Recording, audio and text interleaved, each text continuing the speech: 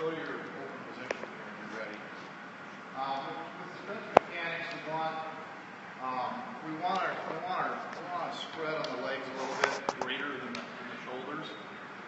So he's 6 inches outside of his shoulder, which is fine. But when we bring them together, see, we don't want to have a real closed, narrow stance because we don't want to bring it together where the feet are together. That's what we want to avoid because this doesn't give us a good base. But if we've got a nice 4 to 6 inches on each side outside of the shoulders, and then we bring to the set position, now I've got my feet that are just outside the shoulders. And that gives me a good balanced position. So we want our pitchers that are pitching from the stretch to start with their mechanics there. We've started to, and I've left it up to the pitchers, if they want to use what's called the Sandy Koufax step. And what that is if you'll notice the back heel is actually on top of the edge of the rope with about a 15-degree angle with the toe. The toe is coming, the front of the foot is not on the rubber, and that's about the leverage point. So I'm gaining some more leverage, and I'm actually torquing my leg a little bit, which is okay. If it's over dramaticized like that, that's going to be really difficult to manage. But if I have a 15-degree with the back heel on that, I can use that as a leverage point. With that step, though, it's actually going to look something like this. This front foot's actually going to be cocked out in front, where my toe and my arch right here are actually in line. It's actually getting the hips in the right position for us, for this delivery. What they're starting to do with this, though, is they're starting to find a comfort level. And having that foot there, now, I will tell you this is going to feel more closed. And what it does do, though, is it might affect my ability to check coverage. And what we're saying in lieu of that is, go ahead and check runners here. But if I'm going to have a dedicated throw, we did this in our games last year. We had our shortstop give the sign. So if our shortstop is in position, he's got a pretty good view of that runner first base. Or maybe you give the sign. Maybe the third baseman give the sign. So as a right-handed pitcher, which most of us are, and I'm looking at the third baseman because that's what he might do, and he's looking across at the lead runner coming off first base. He's going to know when he's got that 3.5, 4 steps, and he's looking like he's going.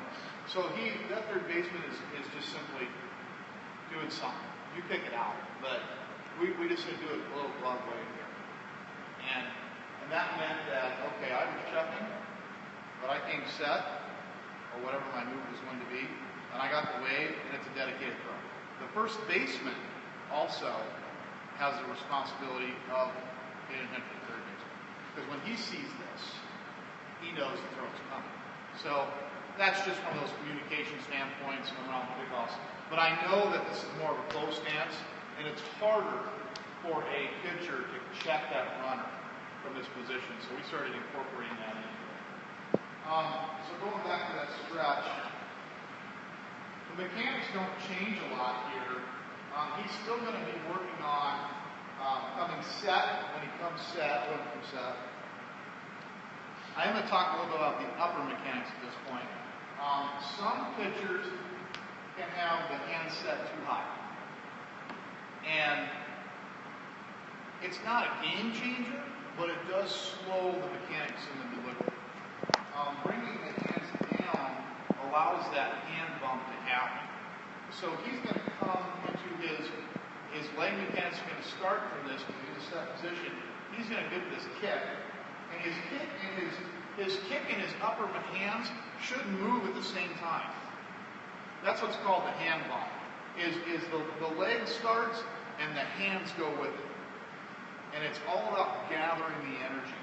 So when he comes set, and he goes here, his hands, he wasn't so dramatic with it, but his hands should come up to some degree with the knee, with the leg. And that starts everything. Go back to that position.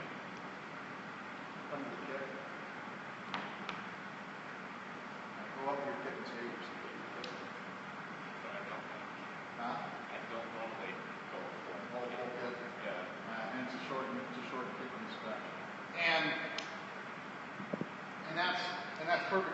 fine because obviously with runners on base, you don't want to have an elongated, drawn out delivery.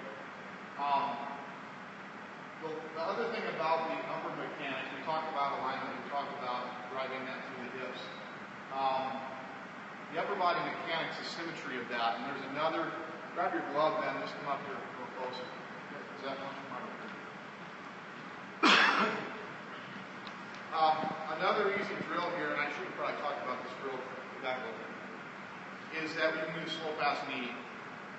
Slow, fast, medium is that I just have them do the extension at the same time and just go slow. They're doing it real slow, a little closer. And then as I go to medium, I'm going to go to 50%. Let's say I'm throwing at 50%, I'm going to go to 75%. And it's just actuating those arms between each other. So they do this counter. And then that fast, now I'm throwing at full speed. Or normal speed, whatever that would be. But that slow, medium, fast drill can kind of help you as a coach look at that and break that down and see, am I even in all my movements? That's important too. Take a quick look and see if there's something else I want to share.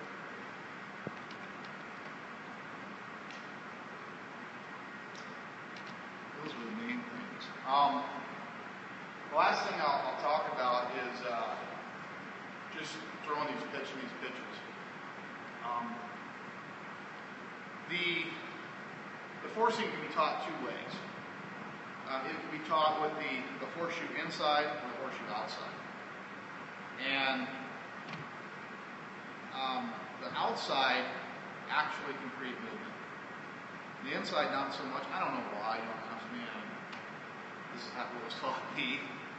So, but if you're going to have a pitcher throw a four-seam fastball, if he turns this horseshoe to the middle finger, so the horseshoe's over here on the delivery, the ball reacts differently and can create a little cutting action and can unframe a little bit. So you might just tell your pitchers, make it a habit when you're throwing that four-seam fastball to have that horseshoe that straight. I call it short seam. It's a long seam, that's a short seam. Have that short seam horseshoe on the inside of that finger. The two seam can be thrown two ways. It can be thrown with the seams, which is like this. So you got your fingertips on top of those short seams, and it's actually thrown with the seams of the rubber wrap. Or you can throw across the seams like this. Now, this is just really dependent on what the pitcher is experimenting. You know, again, third, fourth graders might not be seeing a lot. If you get combined with Major League Baseball, those players can be putting more velocity and more physics on the ball.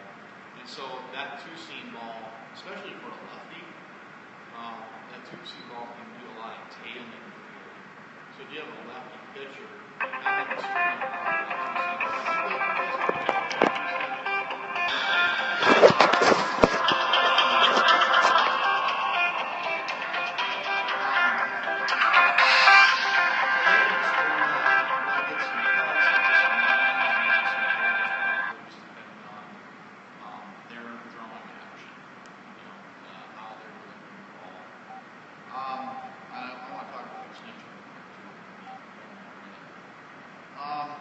The last ball, from a fastball standpoint, is the cutter. These guys cut and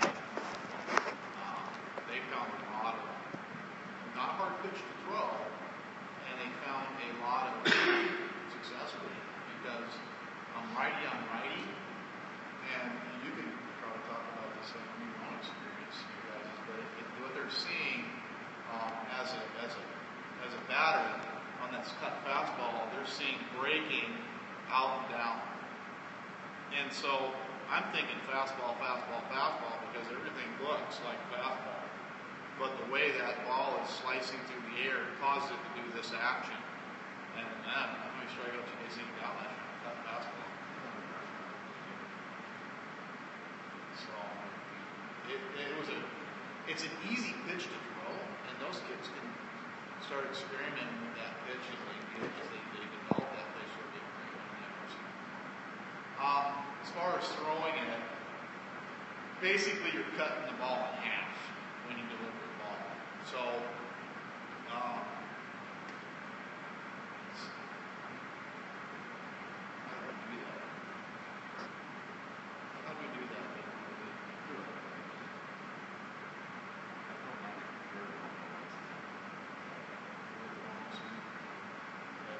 Basically, it seems good. Basically, though, if they take their thumb and they take their middle finger and they put it across the middle of the ball like that, and then they just lightly put that index finger over it. So I basically got the horseshoe coming around, and I'm cutting the ball in half, and then they just lightly put that index finger right on top. How they deliver this ball is well, you can show us how you deliver the ball. It comes out of the top, doesn't it? Yeah.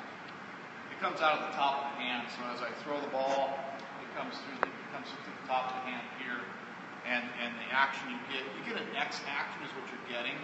So you're getting the seams going in X movement across the air, and that's what causes it to go down across. So the change-ups, you can work on them, but they really are tough pitch to learn. It's we tried some circle change stuff last year, and we didn't perfect the circle change. There are variations of the change. You guys go out and look on YouTube and look them up if you want. It's just you really got to be dedicated. You can do a fork. The whole